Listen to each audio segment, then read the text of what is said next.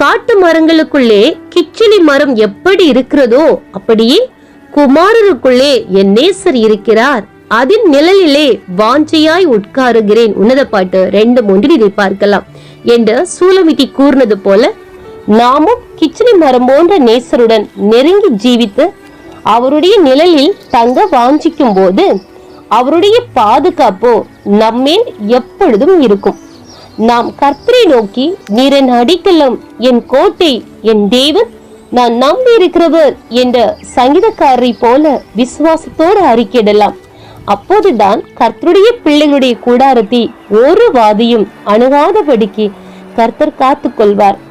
எகிப்து தேசம் முழுவதும் 10 வாதிகள் கடந்து வந்தது. அவைகள் எகிப்தின் குடிகள் அத்தனை பேரையும் பாதித்தது. ஆனால் அதே எகிப்தில் வாழ்ந்து கொண்டிருந்த ஒரு இஸ்ரவேலர்களையும் அந்த வாதிகள் தொடவில்லை.